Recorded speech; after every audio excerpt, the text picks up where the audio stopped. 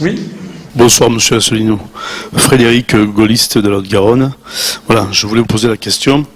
Alors que vous, votre mouvement, l'UPR, et Nicolas Dupont-Aignan, avec Debout la République, chacun, vous êtes maintenu dans une posture, dans une attitude légitimement promotionnelle de vos mouvements respectifs, je voudrais savoir ce qui vous différencie fondamentalement l'un de l'autre. Voilà. Alors qu'on voit sur les réseaux sociaux et dans l'actualité, pas hyper médiatisée bien sûr, parce que ni l'un ni l'autre ne le sont concrètement, mais il y a des différences. Je pense que ces différences, à mon avis, sont plus des problèmes de présentation, d'histoire entre vous et M. Dupont-Aignan, des différences politiques pas fondamentalement majeures. C'est plus des questions de personnalité, je crois, que des différences sur un certain projet qui pourrait être présenté de façon commune. J'ai écouté attentivement et sur Internet et bien d'autres fois quand vous êtes venu à Toulouse, c'est pas la première fois ce soir que je viens vous écouter. Je suis à 80%, pour ne pas dire un peu plus, d'accord avec vos propositions. Moi-même, adhérent à Debout la République, j'ai fait savoir votre venue ce soir et votre conférence. Voyez-vous, je vous ai fait même dans la promotion. Je ne sais pas si l'inverse aurait été le cas, mais je m'aperçois qu'il y a de plus en plus à l'UPR, je ne sais pas si vous êtes au courant, je n'ose pas penser que vous êtes l'instigateur de ce sectarisme-là, entre guillemets, de la part de certains militants de l'UPR, qui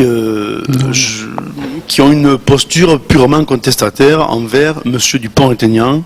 Et je ne comprends pas cette attitude-là. Moi-même, je converse avec eux, je dialogue beaucoup. Je ne comprends pas. Il y en a vraiment 2 ou 3, je vous avoue, honnêtement. Sans esprit polémique, je dis ça, franchement. J'aimerais vraiment que les choses fussent autrement. Mais il y en a vraiment 2 ou 3 qui veulent vraiment réagir, sortir des querelles intestines de bas étage et qui veulent vraiment faire quelque chose. Tous les autres, c'est de la querelle vraiment interne, vraiment de cuisine. Est-ce qu'il y a de la jalousie? Est-ce qu'il y a un sectarisme? Je ne sais pas, mais je ne vois pas fondamentalement ce qu'il y a entre vous et M. Dupont-Aignan, si ce n'est que vous parlez de l'article 50, M. Dupont-Aignan parle de la sortie de l'euro, mais je veux dire, le but, il est le même. On est tous pour sortir de l'Union européenne, mais en Europe, nous y sommes déjà. Bon, alors nous sommes Français avant tout, nous sommes Européens par la suite, naturellement. Mais nous sommes dans le continent européen. Il s'agit de faire savoir, d'avoir peut-être une charte en commun des États confédérés de l'Europe. Non, mais justement, c'est de ça que nous ne voulons pas. Attendez, maintenant je vais vous répondre. Attendez, voilà. Je vais vous répondre. Vous avez suffisamment posé votre question, j'ai bien compris. Réponse. Alors la réponse, c'est que d'abord, premièrement, la meilleure façon de vous répondre, ce serait qu'il y ait un débat public entre M. Dupont-Aignan et moi.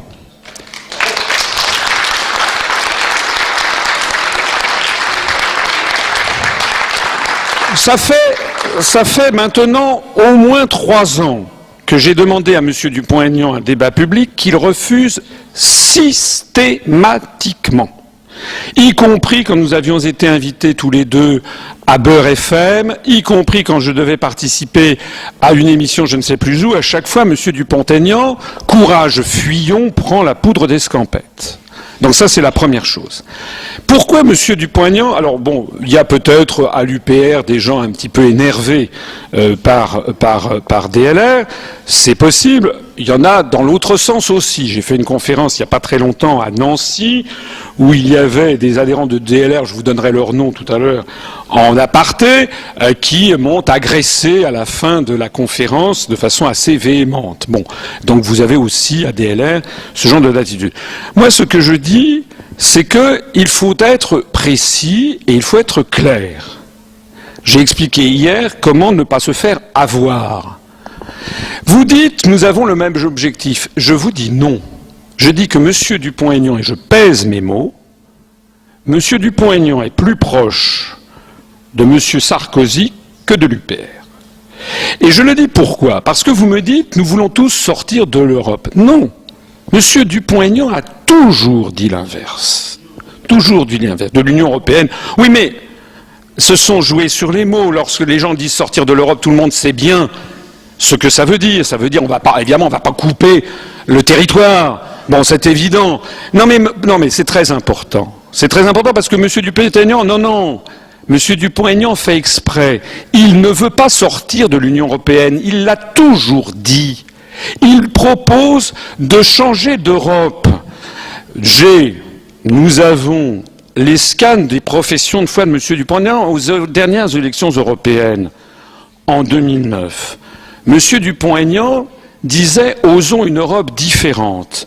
Il proposait la suppression de la Commission européenne. Il proposait de faire je ne sais pas quoi, etc. C'est très gentil, mais tout le monde sait bien que écoutez, De Gaulle n'est pas arrivé à changer l'Europe des 6. Vous croyez que M. Dupont-Aignan va faire changer l'Europe des 27 ? Bon. Donc, il n'arrivera... Donc, la construction européenne, il n'y a pas 50 solutions. C'est pour ça que j'ai créé l'UPR. Ou bien on y reste dans la construction européenne, dans l'Union européenne, et vous ne pouvez rien changer à rien. C'est le système autobloquant que j'ai décrit. Monsieur Hollande s'est fait élire en disant « je vais renégocier le TSCG ». Il n'a rien renégocié du tout. Monsieur Jospin, en 97, s'était fait élire, écoutez-moi quand même, Monsieur Jospin s'était fait élire en 1997 en disant « je vais renégocier les critères de Maastricht », il n'a rien renégocié du tout. Donc nous disons il faut sortir de l'Union européenne en vertu de l'article 50. Nous en sortons, nous dénonçons ce qu'est la construction européenne, nous en dénonçons le principe même, nous ne voulons pas d'autre Europe, nous serons toujours en Europe, comme la Suisse est en Europe d'ailleurs. Nous ne voulons pas de construction parce que par principe, une construction européenne est forcément une construction tyrannique puisqu'il n'y a pas de démos européen, c'est-à-dire de peuple. Il ne peut pas y avoir de démocratie sans démos. Voilà. Donc c'est ça que nous disons. Et nous disons par ailleurs, on ne va pas se fermer du monde, puisqu'on sera toujours à l'ONU, on pourra même rester au Conseil de l'Europe, qui n'a aucun rapport d'ailleurs avec la construction européenne, enfin qui a eu un rapport au début, maintenant qui n'en a plus. Nous garderons toujours nos représentations diplomatiques à l'étranger, etc., etc. Donc voilà ce que nous disons. Monsieur Dupont-Aignan dit tout l'inverse. Il ne veut pas sortir de l'Union européenne. Il nous taxe, il l'a dit encore il y a quelques jours, de secte. Il dit que je suis un gourou. Il ne veut pas débattre avec nous. J'aimerais savoir qu'il dise en public en quoi ce que je dis, il n'est pas d'accord.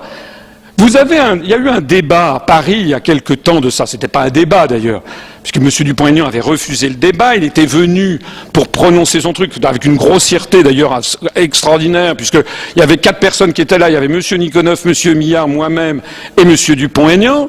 Et M. Dupont-Aignan est arrivé après tout le monde, a prononcé son discours et est parti sans même écouter le discours des autres. Je vous renvoie à la vidéo. Je vous renvoie à la vidéo. Et écoutez ce qu'il a dit. C'est pas moi qui l'ai. Écoutez ce qu'il a dit. Voilà. Donc M. Dupont-Aignan ne veut pas sortir de l'Union européenne. Et il dit qu'il va transformer l'euro en monnaie commune, ce qui est absurde, parce que c'est déjà une monnaie commune. Mais il dit qu'il veut sortir de l'euro, il va transformer l'euro en monnaie commune, mais en restant dans l'Union européenne. Donc il n'y a pas de sortie. Il promet des choses qu'il ne pourra pas tenir. Comment ?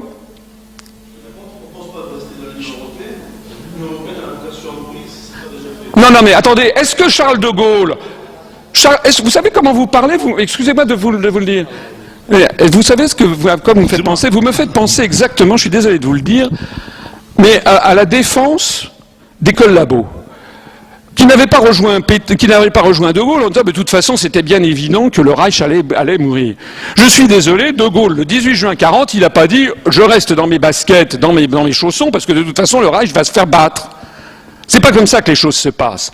Si vous dites, ça fait partie, je connais ce discours, c'est le discours aussi de certaines personnes du Front National, qui me disent, j'en ai connu, qui m'ont dit, bon, enfin, l'Europe c'est déjà fini, c'est une vieille lune, c'est terminé, c'est pas le problème. Ah bon, c'est pas le problème. En attendant, qu'est-ce qui se passe? C'est bel et bien l'Europe qui est là, n'est-ce pas?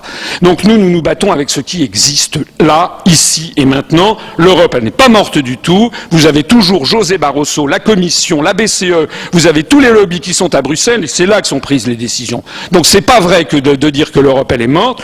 qu'elle soit mal partie, qu'il faut hâter sa nécrose, que nous nous battons pour en sortir, nous sommes les premiers à le faire, mais nous nous en battons pour en sortir. Voilà. Et là, ça n'est pas vrai que de dire elle va mourir de sa belle mort. J'ajoute d'ailleurs qu'on nous dit que nous voulons faire alliance avec personne. J'ai précisé quels étaient les 6 points sur lesquels nous étions prêts à faire des alliances avec tout le monde. J'attends d'ailleurs que M. Dupont-Aignan nous réponde. Mais M. Dupont-Aignan, il est comme Mme Le Pen, comme un certain nombre d'autres personnes, il est là pour dire une chose et son contraire en même temps et au même moment.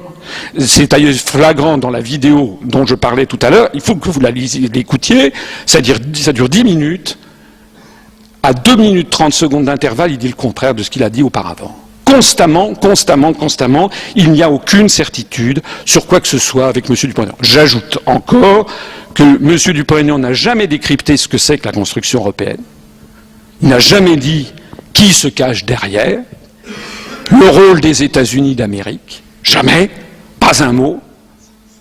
Non mais c'est très important. C'est très important, et il ne propose pas d'en sortir, point barre. Le jour où il proposera, comme nous, de dire on va sortir de l'Union européenne, eh bien, on pourra à ce moment-là négocier.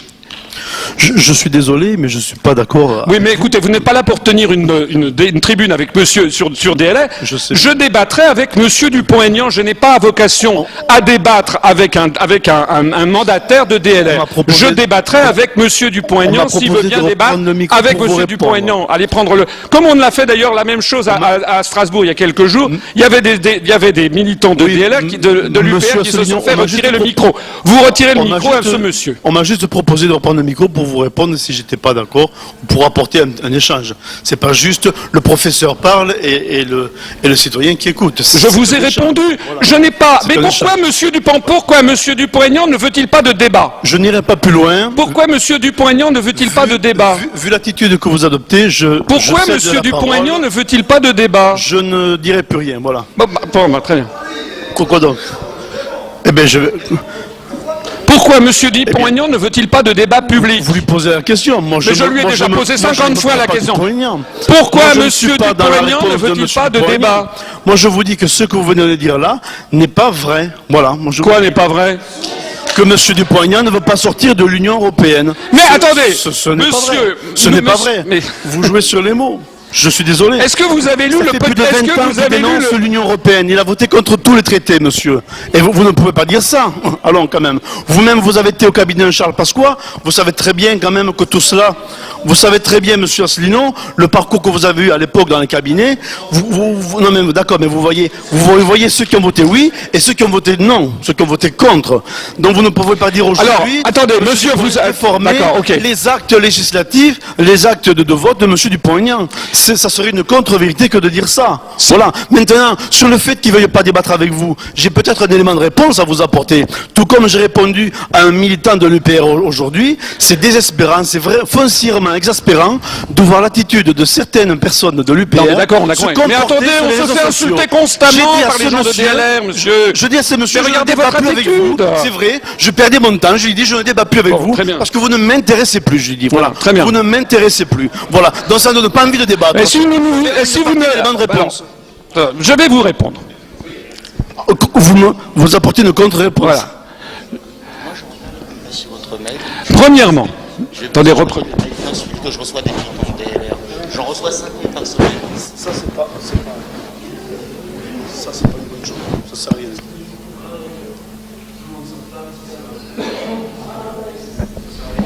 D'abord, je vais vous dire un truc. Monsieur Dupont-Aignan est un menteur. Et je vais vous le prouver. Non, mais attendez, je vais vous le prouver. Il affirme qu'il y a 13 000 adhérents à DLR.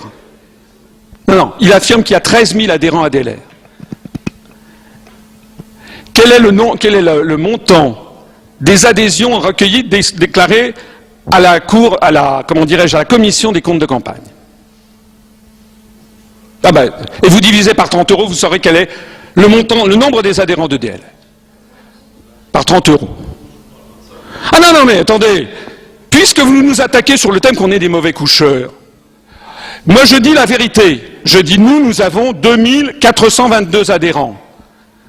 Non, moi je vous dis, vous avez un moyen de savoir combien il y a d'adhérents à DLR, vous allez voir les comptes de campagne et vous divisez par 30 €. Donc ça c'est le premier point, laissez-moi parler. Deuxièmement, mais attendez, c'est moi le débatteur, je n'ai pas prévu un débat avec vous, monsieur. Bon, je demande, et je vous prie de vous en faire le porte-parole, je demandais un débat public avec monsieur Dupont-Aignan un nombre de fois très important. Voilà. Il refuse au motif, ou le refuse systématiquement.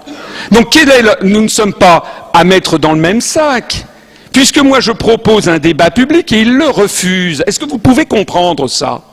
Bon, donc, d'accord. Ah voilà, bien entendu, bien entendu. Par ailleurs, nous avons montré, allez regarder la profession de foi de monsieur Dupont-Aignan. Dans la profession de foi de monsieur Dupont-Aignan, à l'élection présidentielle, est-ce qu'il a parlé de la sortie de l'Union européenne? Est-ce qu'il a parlé de l'euro?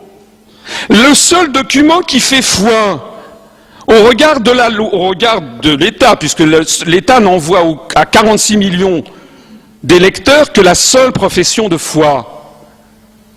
Le seul document qui est transmis aux archives nationales, c'est pour ça que ça s'appelle profession de foi. Monsieur Dupont-Aignan n'a pas estimé nécessaire de dire un mot sur l'euro.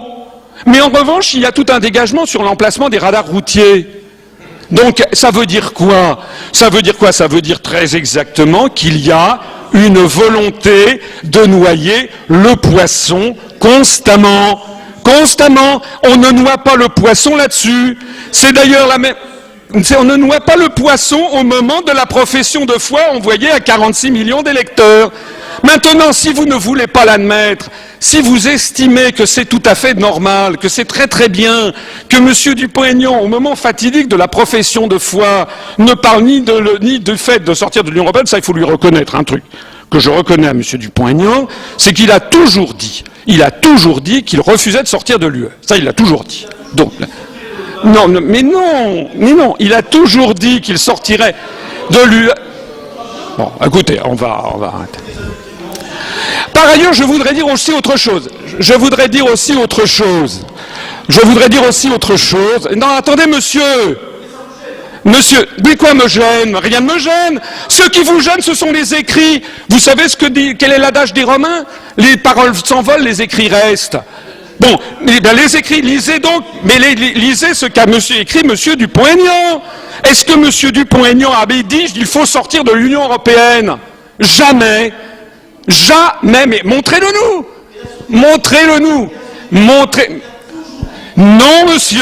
Non, monsieur. Bon, allez.